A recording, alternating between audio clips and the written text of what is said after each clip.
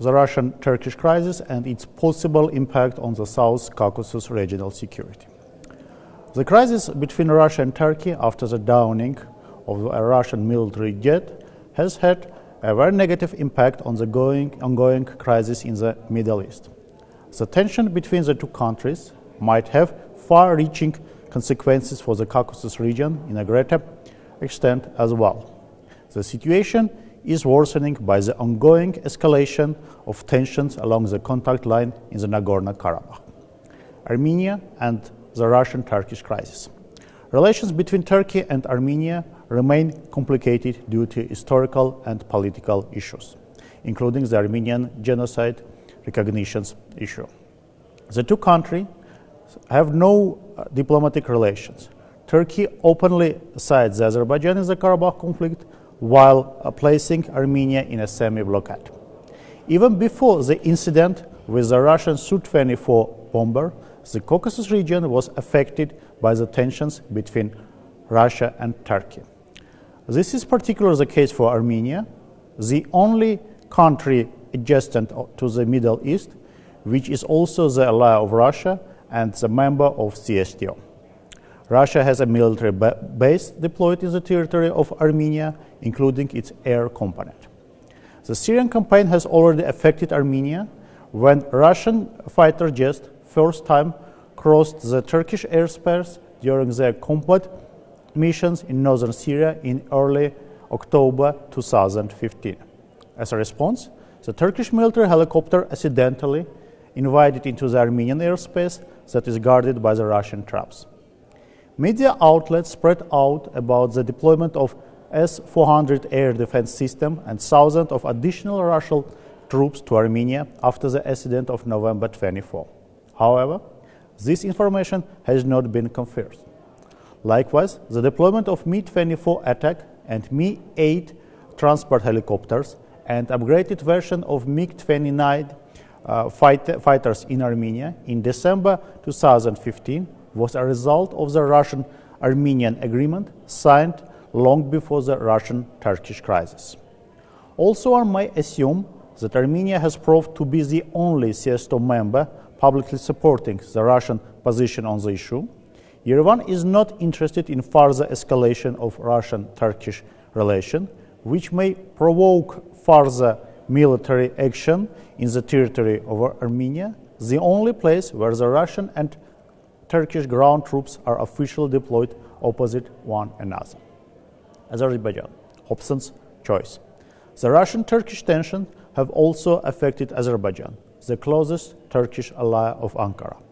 In December 2015, following the tradition after every national elections, the Turkish high-level officials made their first official visits to Azerbaijan and made statements in support of Baku in the Karabakh conflict. As a result, many observers started to consider the recent dramatic escalation of tension along the line of contact in Karabakh, driven by Ankara's intention to open a new front against Russia. However, Azerbaijan will hardly openly side with Turkey in its confrontation with Russia, possessing considerable leverage on Baku. At this stage, Azerbaijan is also unlikely to resume a large-scale fighting in Karabakh because of the higher possibility of Moscow involvement in the conflict siding Armenia. In case the hostilities are resumed in Nagorno-Karabakh, Moscow may consider it a direct result of Turkey's provocation, even if Ankara, in fact, does not have any such intentions. At the same time, Russia's open military support to Armenia, deriving from its security consideration, may serve as a great opportunity for the Kremlin to so-called punish Erdogan and take revenge for the Russian jet shutdown by Turks. Obviously, the Russian-Turkish crisis has deepened the military-tactical cooperation between Armenia and Russia. The Russian-Armenian agreement aimed at providing Armenia a $200 million loan for acquiring advanced Russian weapons gave new momentum to this cooperation. In early February 2016, Moscow published a list of weapons for the transfer to Armenia. Moscow considers Baku be well aware of all the threats of unfreezing the Karabakh conflict at this stage. Nevertheless, There are a number of other factors leading to the possible escalation of the conflict in Nagorno-Karabakh. These factors are rather about the financial, economic and socio-political crisis in Azerbaijan than tension in Russian-Turkish relations assumed. These processes were intensified at the end of 2015 and driven by a constant decline in oil prices and Azerbaijani currency devaluation, which have had a negative impact on its domestic political stability. The tension between Russia and Turkey do affect the regional security, including the situation around Nagorno-Karabakh, which creates additional risk while narrowing down the scope of possible political maneuvering for Baku. However, the Russian-Turkish crisis is unlikely to result in a resumption of large-scale hostilities in Nagorno-Karabakh in the near future. Georgia, last but not least, the current situation also poses threats to Georgia, which is trying to stay away from the Turkish-Russian confrontation. On the one hand, Turkey is a leading trade partner and political ally of Georgia in the region. On the other hand, many Georgians see Russia as a main security threat for their country.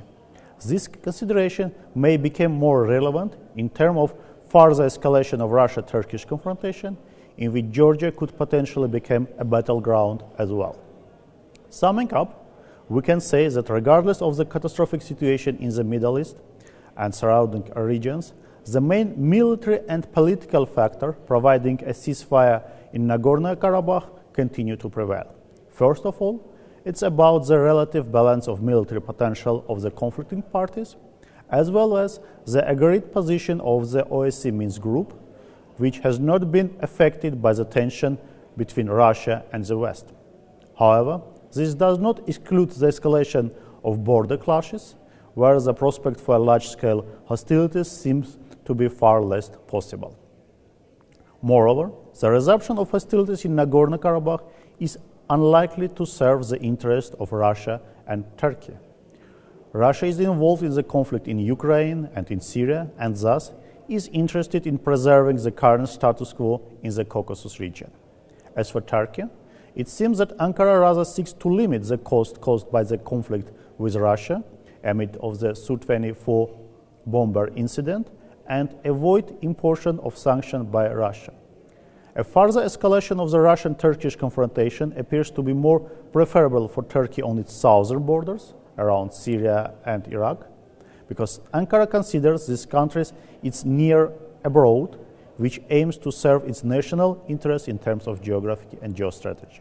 In contrast to Syria and Iraq, the Caucasus region is a better place to start military strategic campaign for Russia than Middle East. However, the decision of the Russian authorities to withdraw a part of its military from Syria, which was announced last month, might lead to some decreasing the tension between Russia and Turkey in the broader regional context. This, in turn, may obviously have positive impact on the prospect of the South Caucasus regional security as well.